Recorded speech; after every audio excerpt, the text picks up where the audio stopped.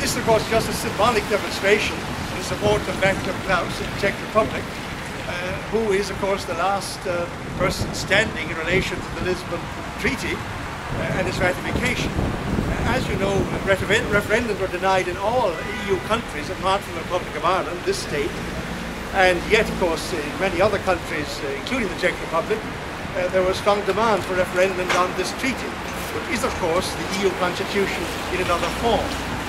And the Czech Parliament ratified it, as our own Parliament did, of course, or approved it, but they had no referendum, and it's left now to Klaus to decide whether he's going to sign it or not. He himself was adamantly and totally opposed to the Lisbon Treaty. He knows very much what's in it. He knows it is the EU constitution in a new form. He knows that if ratified by all 27 EU states, and if it comes into force, that it would in effect give the constitutional form of a federal state to the 27-member EU.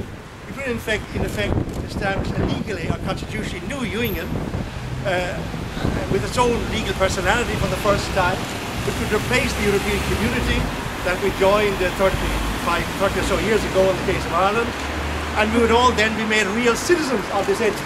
Now that's a constitutional revolution by any standard, both for the European Union itself, which assumes quite a new form and replaces the European community, and for the member states, who instead of being sovereign states, as hitherto, would become, as it were, regional or provincial states within this new union, just like Massachusetts or Kansas in the United States of America or Bavaria inside Germany.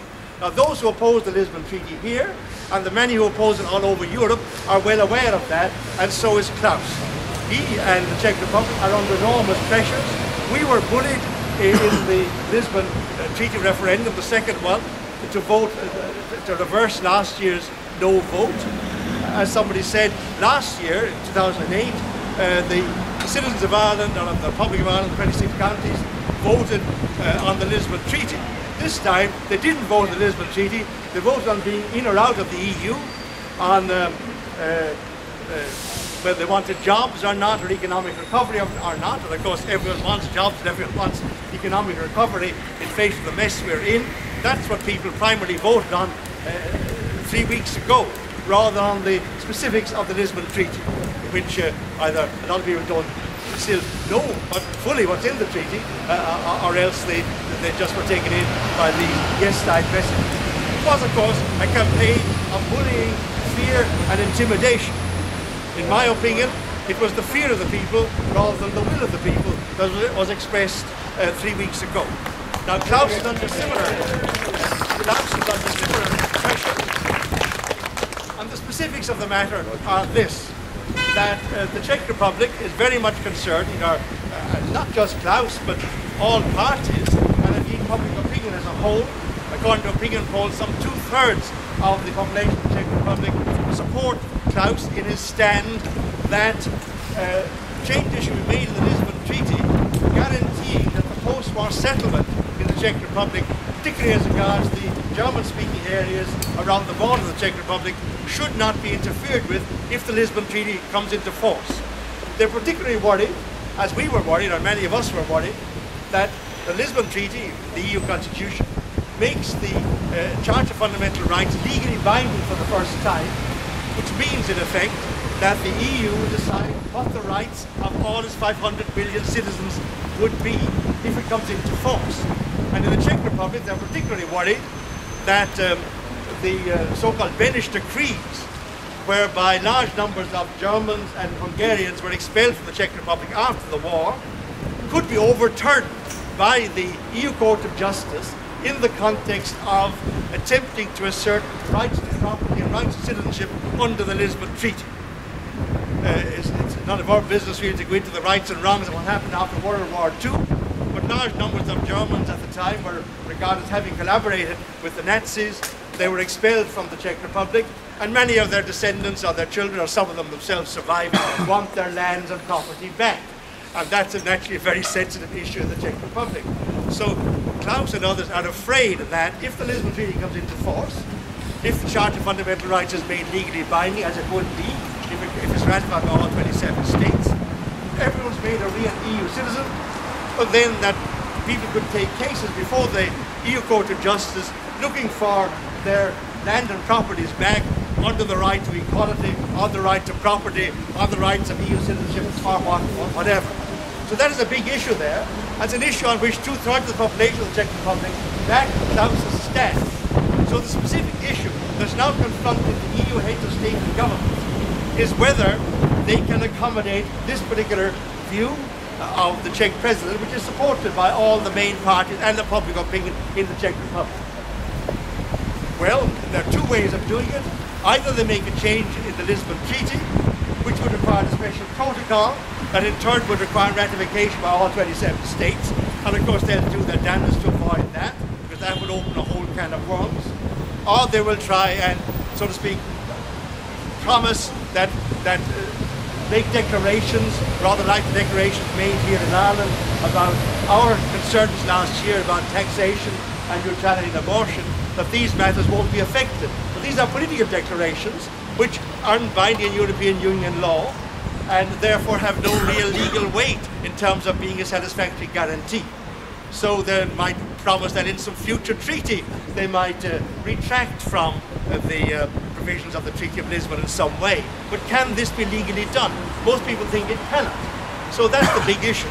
And the reason this demonstration is being held here today, and similar demonstrations are around Europe, because in many other countries people are holding demonstrations of solidarity with the citizens of the Czech Republic and specifically with its president today or the next few days.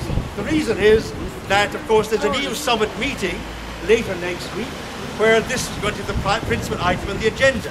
How they can deal with the Czech concerns, and can they deal with them in a way which the other EU states would in their eyes, they want to ratify the treaty, and which would satisfy the Czechs. The other reason is that there's an important constitutional case being taken before the Czech Constitutional Court. Some 17 Czech senators are challenging the validity of the compatibility of the Treaty of Lisbon with the Czech Constitution. And there's a Constitutional Court case over that, and a public hearing is being held next week, and the Czech Constitutional Court is expected to give its verdict in mid-November. Personally, and various people I'm in touch with indicate that it would be very surprising if the Czech Constitutional Court didn't take the kind of judgment which the German Constitutional Court took in June last, and said it's okay to ratify the Lisbon Treaty. Judges generally tend to be appointed by politicians and aren't always terribly judicial, if I might say so.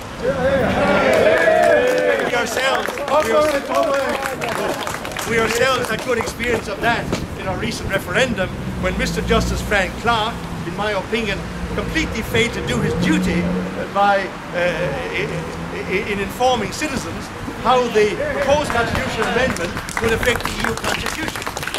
And that was the job that he and his colleagues were supposed to do in the referendum commission. And they were given €4 million of Irish taxpayers' money to do it with. And they completely failed to do that job. Because if they had done it, they would have done the job of the no-side people who were trying to bring home to Irish citizens how the Irish constitution would be profoundly affected by the constitutional amendment. So judges can be highly political people and do the wishes which the governments want. I don't know how the Czech Constitutional Court will behave. We do hope very much that it will give an objective, fair assessment of how the Treaty of Lisbon would impinge upon the Czech Constitution. But we will know that by mid-November. So the coming weeks are likely to be very important in terms of the ratification of the Lisbon Treaty. If the other heads of state and government fail to satisfy the Czechs, and if Vaclav Klaus stands fast, it will then push the ratification of the treaty into the new year, where it comes within sight, of course, of a British and United Kingdom general election. And that, of course, is the big fear. There's a race on in time between the ratification of the Treaty of Lisbon and getting it through, and getting the new constitutional works established and the new European Union established before there's a British or United Kingdom UK general election. And I see that only 3 days ago, the 6th County Assembly, the Northern Ireland Assembly, passed a resolution calling for a referendum on the Treaty of Lisbon in the UK, which I understand was supported by all parties there, including the Unionists and Sinn Féin, and opposed by the SDLP and the Alliance Party. But as far as I know, I didn't see any reference to that in the Irish papers, but on the southern papers. But that is why we're holding this demonstration today in solidarity with our friends of the Czech Republic. It's very good that 100 or so people have been willing to give up their time on a bank holiday weekend to come and make this symbolic demonstration and take part in it here in Dublin. We hope that news about it and videos of it will be sent around Europe and will be shown in the Czech Republic to show to citizens there that they are not alone, that people all over Europe object. Democrats all over Europe object to the way in which this whole business has been handled. People have been bullied from day one. As you know, the Dutch and French no vote was not respected.